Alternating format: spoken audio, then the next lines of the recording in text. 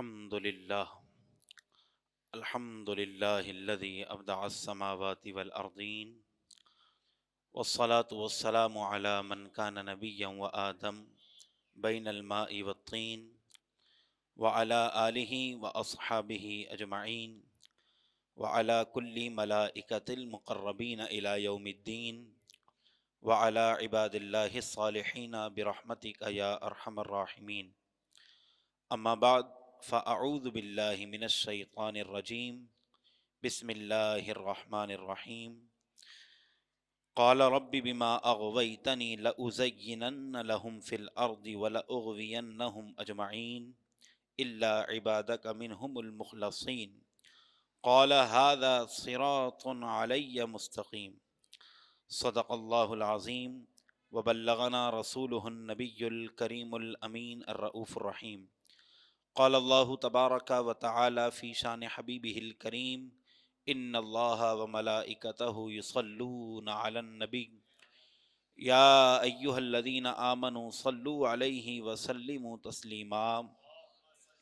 اللهم صل على سيدنا ومولانا محمد معدن الجود والكرم منبع العلم والحكم وعلى آله وصحبه وبارك وسلم.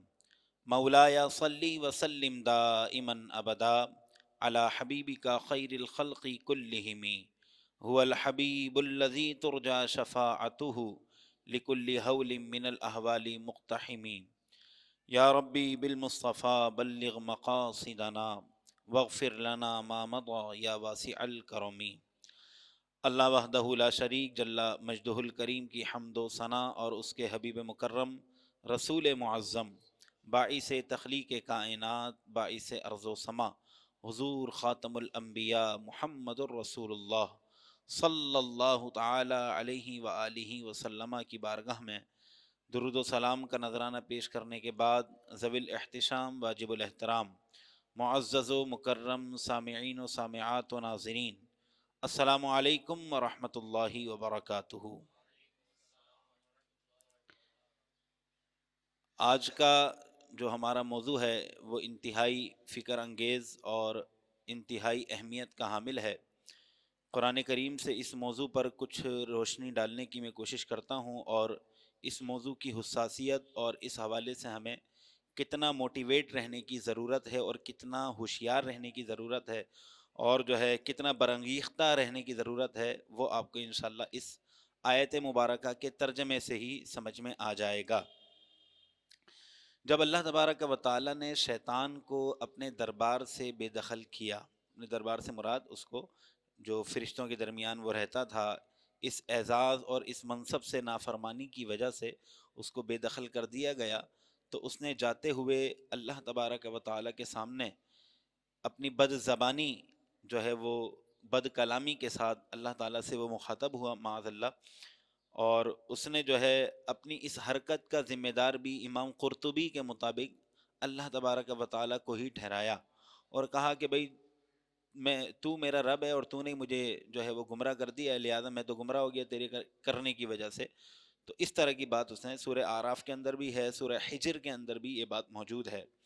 تو سورہ حجر میں جو آیات ہیں وہ ہمارے موضوع سے بھی متعلق ہیں، اور آپ غور کیجئے اس کے اوپر کہ کس انداز سے شیطان نے جو ہے اللہ تعالیٰ کے سامنے بات کی۔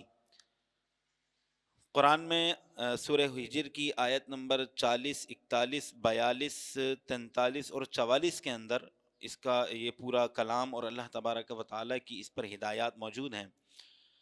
قرآن میں آیت نقل ہوتی ہے، شیطان کا قول ہے، قال رب بما اغویتنی لأزینن لہم فی الارض ولأغوینہم اجمعین۔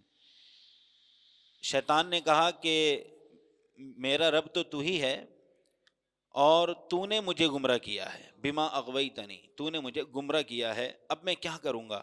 لأزینن لہم فی الارض، جس انسان کی وجہ سے میں گمراہ ہوا اور اس کو سجدہ نہ کرنے کی بنا پر تو نے مجھے اپنے دربار سے نکال دیا، اور ابا واستکبر وکان من الکافرین کا طوق میرے گلے میں ڈال دیا، تو وہ کہتا ہے کہ اب میں ان انسانوں کے لیے کیا کرنے والا ہوں اور میرے کیا ارادے ہیں، لَأُزَيِّنَنَّ لَهُمْ فِي الْأَرْضِ، میں زمین کے معاملات کو ان کے لیے انتہائی خوبصورت کر دوں گا.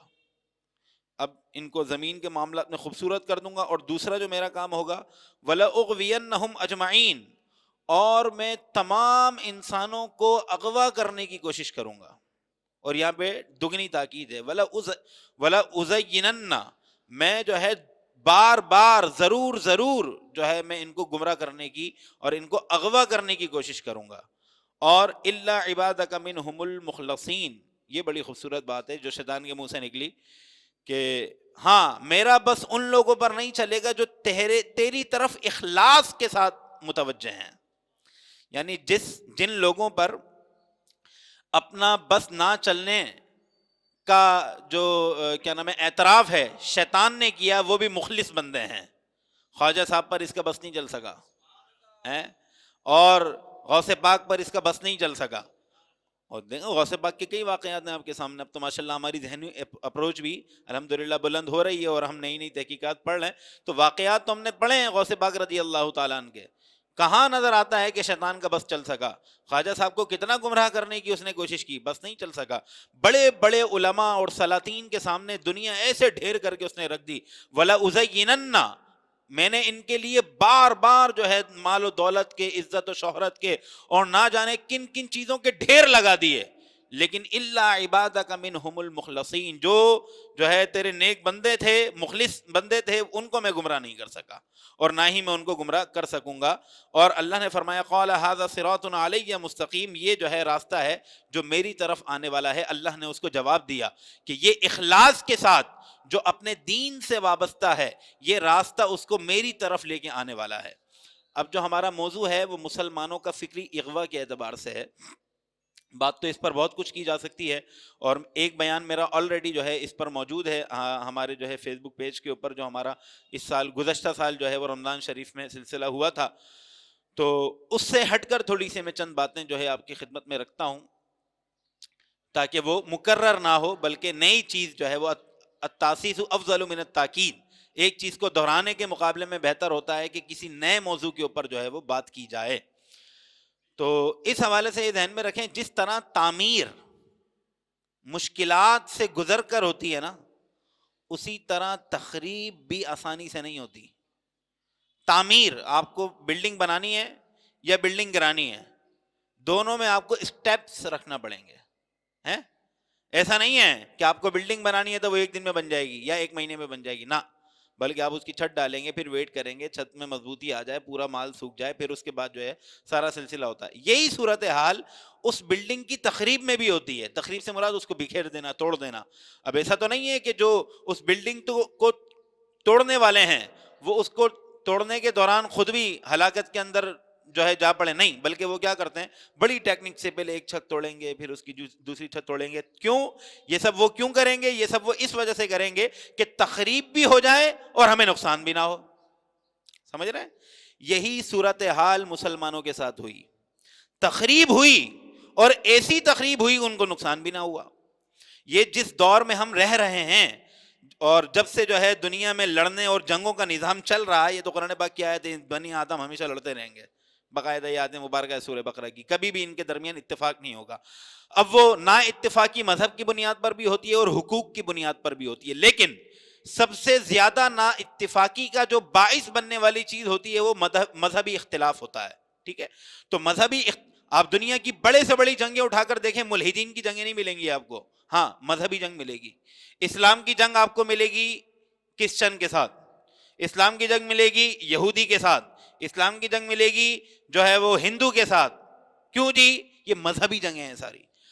کوئی بھی انسانی حقوق کی جنگ جو ہے وہ بہت بڑے لیول پہ انقلابی سطح تک نہیں پہنچتی. انقلابی سطح تک چاہے وہ جو ہے غیر اسلامی جنگ کی طرف، غیر اسلامی جو ہے مذہب ہو ان کی طرف سے وہ جنگ ہو رہی ہو یا پھر مسلمانوں کی طرف سے وہ جنگ ہو رہی ہو، اگر اس کے اندر انقلاب آتا ہے تو وہ مذہبی جنگ کی بنیاد پر آتا ہے. اب جنگوں کا جو نظام ہے اس کو جو ماہرین ہیں، برطانیہ کی ماہرین ہیں، اور وہ جو ہے انہوں نے اس پوری جنگوں کے نظام کو 5 اقسام پر ڈسٹریبیوٹ کیا ہے. جس کو آپ، اور آج جو دور چل رہا ہے جنگ کا وہ ہے 5th جنریشن وار. سمجھ رہے؟ پہلی جنگ جو ہوتی تھی اس میں کیا ہوتا تھا، ہر بندہ اپنے زور بازو کے اوپر لڑتا تھا. آ جاؤ ایک کتنا کا مقابلہ کر سکتا ہے، یہ ایک زور بازو ہوتا تھا. اور اس دور میں مسلمانوں کی کیا صورتحال تھی، خالد بن ولید کے واقعات آپ نے سنے. وہ کیا کہتے تھے، مسلمانوں کا ایک بندہ 2000 کافروں پر بھاری ہے. ہمارے موجود ہیں بیانات، مسلمانوں کا ایک مسلمان 2000 کافروں کے اوپر بھاری ہوتا ہے. اور قرآن نے جو ہے اس طرح کی باتوں کی باقاعدہ سورہ آل عمران کے اندر تصدیق کی ہے. تو یہ تھا 1st جنریشن وار. اس کے بعد سلسلہ آیا مختلف ہتھیار کا، بارود کا سلسلہ شروع ہوا. اور اس میں کیا ہوتا تھا کہ ایک بندہ پسٹل کے ذریعے یا جو بھی آلات اس وقت ہوا کرتے تھے، احادیث کے اندر بندوق کا لفظ جو ہے وہ موجود ہے موطا امام مالک کی احادیث کے اندر. آج تو اس کو اردو میں بندوق کہا جاتا ہے، عربی کے اندر اس کے اعراب بندوق ہیں. تو بندوق کا لفظ اس چیز کے اوپر اشارہ کر رہا ہے کہ یہ جو 2nd جنریشن وار تھا یہ کافی پہلے سے شروع ہو چکا ہے. اور صحابہ کرام علیہم الرضوان کے زمانے میں، کیونکہ موطا امام مالک جو کتاب ہے یہ امام مالک رحمۃ اللہ علیہ کی مرویات پر مشتمل ہے. اور امام مالک رحمۃ اللہ علیہ کا دور پیارے آقا علیہ الصلوۃ والسلام کے دور سے 80 یا 90 سال کے بعد یا 100 سال کے بعد ہے. تو بہت قریب جو ہے یہ سلسلہ ہے. صحابہ کرام علیہم الرضوان کے زمانے کے اندر بندوق اور اس طرح کے آلات باقاعدہ ایجاد ہو چکے تھے، جس کو 2nd جنریشن وار سے تعبیر کیا گیا. اس کے بعد 3rd جنریشن وار شروع ہوا اور اس میں بڑے دھماکے اور بمز دھماکے جو ہے وہ کیے گئے. اور اس میں کیا ہوتا تھا کہ ایک بندہ دھماکہ نہیں کرتا بلکہ بم فٹ کر دیا جاتا ہے اور مخصوص آبادی کو اڑا دیا جاتا ہے. اس کے بعد جو ہے 4th جنریشن وار آیا اور اس میں کیا ہوا، آج وہ طاقتور سمجھا جائے گا جس کے پاس جو ہے وہ ایٹمی جو ہے وہ ہتھیار ہوں گے، ایٹمی طاقت جو ہے وہ بہت زیادہ طاقتور ہے. لیکن اب جو دور ہے وہ 5th جنریشن وار ہے. اور اس میں کیا ہوتا ہے، اس سے پہلے جتنی اقسام جنگوں کی گزری ہیں ان چاروں جنگوں کے اندر انسان ہلاک ہوتا تھا، انسان ہلاک ہو جاتا تھا. کیوں جی بھائی، آپ نے اگر جو ہے وہ امریکہ نے جنگ کرنی ہے مثال کے طور پہ، یا آج آپ موجودہ صورتحال کو لے لیجئے کہ یوکرائن سے جو ہے وہ جنگ ہو رہی ہے رشیا کی. اب اس کے بعد 2-3 طریقے کار ہیں. ایک تو یہ بم بلاسٹ کر دے ڈائریکٹ، پورا یوکرائن جو ہے وہ تباہ و برباد ہو جائے گا جیسا کہ سلسلہ چل رہا ہے ابھی. اور دوسرا طریقہ کیا ہے، وہ 5th جنریشن وار کا طریقہ ہے. وہ ان لوگوں کو ہلاک نہ کرے بلکہ ان کا نظریہ حب الوطنی ختم کر دے. سمجھ رہے ہیں؟ ایک ہے بندہ ہلاک کر دینا، اس سے کس کو کیا فائدہ ہوگا، بندہ ہی مار دیا آپ نے، اس سے کسی کو فائدہ نہیں ہوا. فائدے والی چیز کیا ہے، 5th جنریشن وار. اور یہ 5th جنریشن وار میں جو سب سے زیادہ متاثر ہونے والے لوگ ہیں ان کو مسلمان کہا جاتا ہے. کیوں؟ ان کو صرف مسلمانوں کے نظریات سے ڈر لگتا ہے. مسلمان کے دل سے حب الوطنی اور حب الایمان نکال دو، ان کو مارنے کی کیا ضرورت ہے، غلام بن کے پیچھے رہیں گے. تو پہلے کی جو 4 اقسام ہیں جنگوں کی اس میں بندہ مرتا ہے. 5th جنریشن وار کے اندر نظریہ مار دیا جاتا ہے. اور یہی فکری اغوا ہے. فکری اغوا آسانی سے نہیں ہوتا، اس کے پیچھے 2-3 سٹیپس ہیں. فکری اغوا سے پہلے آپ کو اقدار کو ختم کرنا پڑتا ہے. قدر کیا ہے تمہاری کوالٹی کیا ہے، تمہاری جو ہے عزت نفس کا درجہ کیا ہے، اس کو ختم کرنا ہوگا. اور اس عزت نفس کے درجے کو ختم کرنے کے لیے آپ کو مرویات، روایات اور آپ کے جو دینی اصول ہیں ان کو ختم کرنا ہوگا، ان کے اندر تخریب کرنی ہوگی. باقاعدہ یہ پری پلان ہوا. مسلمانوں کو ڈائریکٹ، آپ آج سے 20 سال پہلے چلے جائیے، آپ کو 20 سال پہلے والے مسلمان پاکستانی آپ کو سینما میں فلمیں دیکھتے ہوئے نظر آتے ہوں گے، لیکن نماز پڑھنے کا جذبہ تھا، ان کے اندر تھوڑی سی غیرت تھی. ان سے 20 سال پہلے چلے جائیں آپ، وہ تصور بھی نہیں کر سکتے تھے. جب آپ کا پی ٹی وی شروع ہوا تھا تو دوپٹہ پہن کے آتی تھی عورت خبریں سنانے کے لیے. کیوں جی؟ کیونکہ جو پبلک ہے، جو ناظرین ہیں، وہ ایک دم برداشت نہیں کر سکتے کہ دوپٹہ سر پہ سے اتار دیا جائے، ایک دم برداشت نہیں ہوگا. اور اس سے پیچھے چلے جائیں تو تصویر کو برا سمجھا جاتا تھا مسلمان. اور تھوڑا سا پیچھے چلے جائیں تو وہ اپنے خلفاء کے بارے میں بات سننا پسند نہیں کرتے تھے. آہستہ آپ پیچھے چلے جائیں، جاتے رہیں آپ کو مضبوطی نظر آتی جائے گی. جتنا پیچھے جائیں گے آہستہ آپ آگے بڑھیں اور اپنے دور تک پہنچیں اور دیکھیں کس طرح ترتیب وار آپ کے نظریات کی تخریب کی گئی ہے اور آپ کے افکار کو جو ہے وہ تباہ و برباد کرنے کی کوشش کی گئی ہے. اور آج مسلمانوں کو اس دھانے پر پہنچا دیا ہے. پہلا ہوتا تھا مضبوط ایمان والا مسلمان، اور اب ہوتا ہے براؤڈ مائنڈڈ مسلم، لبرل مسلم، ایتھسٹ مسلم، فلانا مسلم. یہ کون سا مسلمان ہے؟ خدا بھی ایک ہے اور کلمہ بھی ایک ہے اور جو ہے کیا نام ہے نبی بھی ایک ہے، قرآن بھی ایک ہے، سارا کچھ ایک ہے. یہ براؤڈ مائنڈڈ مسلم کیا ہوتا ہے؟ یہ کون سا مسلمان ہوتا ہے؟ یا آج سے 10 سال پہلے تو نہیں ہوتا تھا. یہ جو ہے ایتھسٹ مسلم کیا ہوتا ہے؟ یا آج سے 10 سال پہلے تو نہیں ہوتا تھا. یہ اب کیوں ہو رہا ہے؟ کیونکہ ان کو پتا ہے ہم نے دوپٹے اتروا دیے، ہم نے تصویریں کھنچوا لی، ہم نے ویڈیوز دیکھنے کی عادت بنا دی، سب کچھ کر دیا ہے. اب ہمیں اپنا اصل وار کرنا ہے، جس تک ہم نے پہنچنے کے لیے 100 سالہ 150 سالہ پلاننگ کی تھی. وہ طریقہ کار کیا ہے؟ میں نے آپ کو اسی موضوع پر جو ہمارا بیان موجود ہے، مسلمانوں کا فکری اغوا اور حصہ اول تھا اس میں باقاعدہ میں نے آپ کو یہودیوں کے پروٹوکولز سنائے تھے. اور وہ پروٹوکولز آج سے 100 سال پہلے کے نہیں ہیں، بلکہ 1882 میں ایک یہودی صحافی نے وہ چیزیں مرتب کی تھیں، اور اس کی بنیاد کے اوپر آج پروٹوکولز جو ہے وہ یہودیوں کے پروٹوکولز آف جیوز، آپ سرچ کریں گوگل کے اوپر، آپ پڑھ کے حیران رہ جائیں گے کہ ان کی تقاضے کیا ہیں. انہوں نے عورت کو ایک پروڈکٹ سیل کرنے والی گرل بنا دیا. انہوں نے مسلمانوں کو ایک جو ہے وہ حقوق العباد کا علم بردار بنا دیا، گویا کہ وہ حقوق العباد ادا کرنے والے نہیں تھے. انہوں نے تھوڑا سا وہ آگے چلے، انسانیت کا چورن صرف مسلمان کو بیچا جاتا ہے، ہندو کو نہیں. مذہب اسلام سے، مذہب جو ہے وہ کیا نام ہے انسانیت سے اوپر ہے یا انسانیت مذہب سے اوپر ہے، یہ بحثیں صرف اسلامک اسکالرز کو جو ہے فیس کرنا پڑتی ہیں، کسی پنڈت کو نہیں کرنا پڑتی، کسی جو ہے ربی کو نہیں کرنا پڑتی، کسی جو ہے وہ پادری کو نہیں کرنا پڑتی، صرف علماء اور مولوی کو کرنا پڑتی ہیں. کیوں؟ کیونکہ 5th جنریشن وار کا اصل جو ان کا ٹارگیٹ ہے وہ مسلمان ہے. کتنے مسلمان ماریں گے؟ چنگیز خان نے مار مار کے کھوپڑیوں کے جو ہے وہ سر لگا دی، کھوپڑیوں کے جو ہے وہ کیا نام ہے انبار لگا دیے تھے. بخارا کے اندر، بغداد کے اندر وہ پوری جو ہے وہ تباہی ہوئی. وہ ساری صورتحال آپ نے تاریخ ہندوستان پر خواجہ غریب نواز کے نقوش والا جو ہمارا بیان ہے یوٹیوب پر موجود ہے، وہ سنیں آپ. اس نے کس انداز سے یہ کیا تھا. لیکن جو موجودہ دور کا جو مجرم ہے اور موجودہ دور کا جو ظالم ہے اور موجودہ دور کے جو یہودی ہیں، ان کو پتا ہے مارنے کا فائدہ نہیں ہے، دوبارہ اٹھ جائیں گے، اور مارنے سے تو ان کی مظلومیت لوگوں کے دلوں میں بیٹھے گی. اب کیا کیا جائے؟ ان کے نظریے کو مارو. نظریہ مارو گے فائدہ کیا ہوگا؟ نظریہ مارنے سے پلے پلائے غلام مل جائیں گے. آپ کیا سمجھتے ہیں کہ آپ کو جو ہے 200 سال حکومت کرنے کے بعد 1804 سے لے کر 1799 میں ٹیپو سلطان کو شہید کیا. اس کی صورتحال ساری ہم نے 14 اگست کی رات کو یہاں پہ ڈسکس کی تھی. 1804 کے بعد سے لے کر 1947 تک، 1804 سے لے کر 1947 تک غیر مقسم ہندوستان کے اوپر انگریز کی حکومت تھی.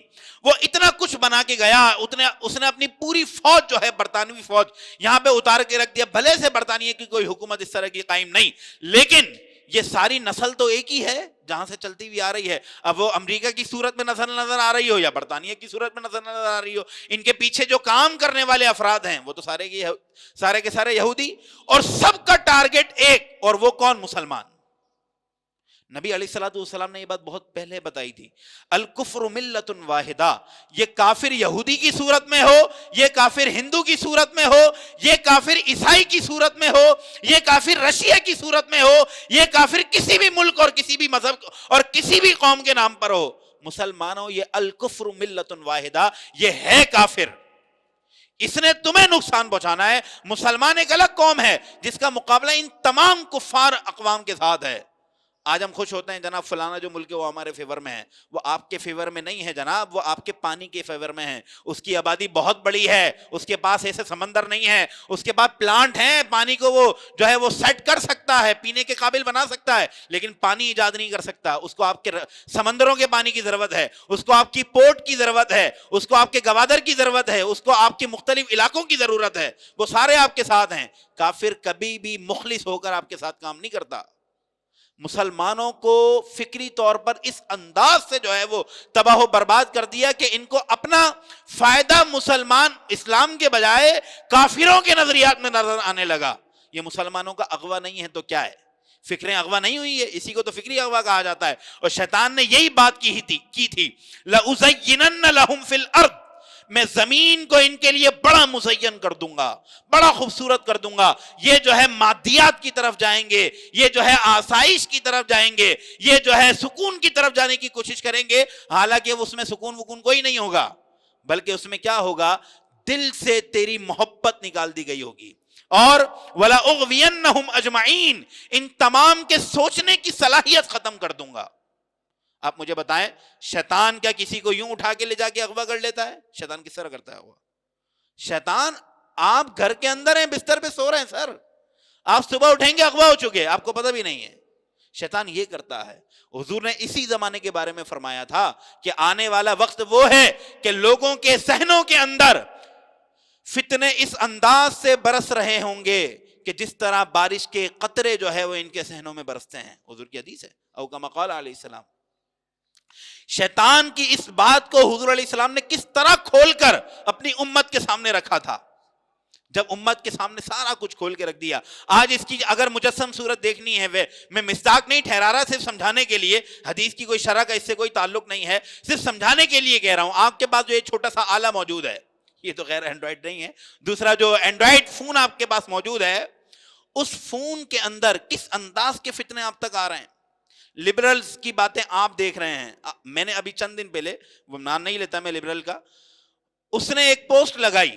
آج کل جو معاملہ چل رہا ہے اور جو ہے امیر معاویہ رضی اللہ تعالیٰ عنہ اور حضرت علی رضی اللہ تعالیٰ عنہ کو معاذ اللہ عجیب صورتحال بنا کر جو ہے وہ مسلمانوں کے سامنے پیش کیا جا رہا ہے. اس نے اس کا مذاق اڑایا کہ اگر مسلمان، مفتی منیب کے پاس، اس نے باقاعدہ نام لیا، مفتی منیب کے پاس اگر کوئی دوسرا کعبہ ہوتا تو وہ یہ ثابت کر دیتے کہ امیر معاویہ بھی کعبے میں پیدا ہوئے. حالانکہ ہمارے یہ نظریہ ہی نہیں ہے کہ خانہ کعبہ میں حضرت علی کی ولادت ہوئی ہو. حضرت حکیم بن حزام کے علاوہ کوئی صحابی کعبے کے اندر. بتانے کا مقصد کیا ہے؟ مسلمانوں سے ان کی روایات چھین لی گئی. جب ان کی روایات چھین لی، ان کی قدریں چھین لی گئیں.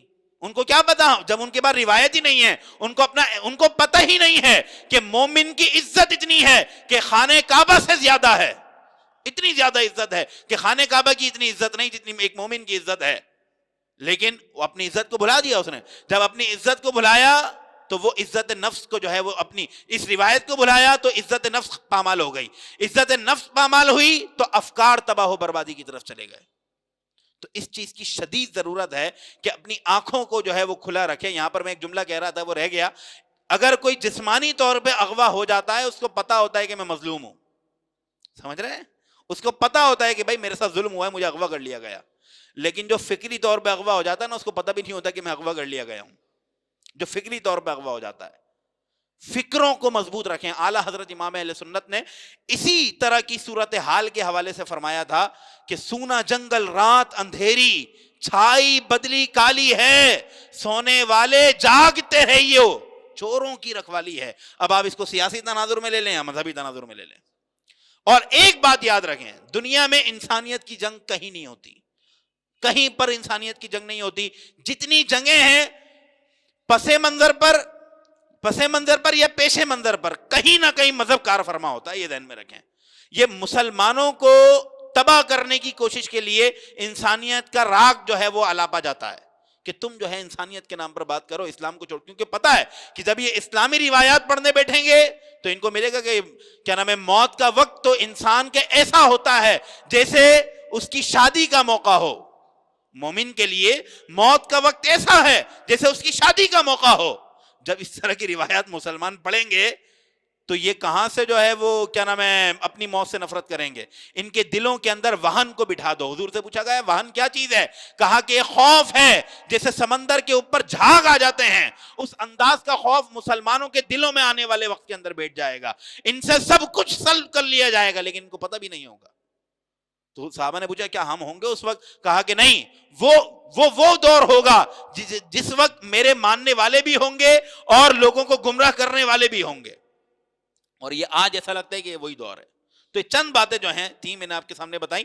ان سے بچنا کیسے ہے، اس چیز کا فارمولا خود ہی جو ہے وہ شیطان نے ذکر کیا وہاں پر اور اس کو نقل کیا اللہ تعالیٰ نے اور بیان فرمایا کہ الا عبادک منہم المخلصین، جو مخلص ہیں، مضبوط طریقے سے اپنی نظریات کے ساتھ، اپنی روایات کے ساتھ، اپنے علم کے ساتھ، روایات علم کو کہتے ہیں، اپنے علم کے ساتھ، مذہبی علم اور قرآن کی تعلیمات کے ساتھ، تعلیمات نبویہ کے ساتھ مضبوطی سے جمے ہوئے ہیں. شیطان کہتا ہے کہ میں گمراہ نہیں کر سکتا. اور اللہ نے پھر کہا قال ھذا صراط علی مستقیم، یہی وہ راستہ ہے کہ جو میری طرف لانے والا ہے. اللہ فرماتا ہے ان عبادی لیس لک علیہم سلطان. بہت زبردست بات ہے.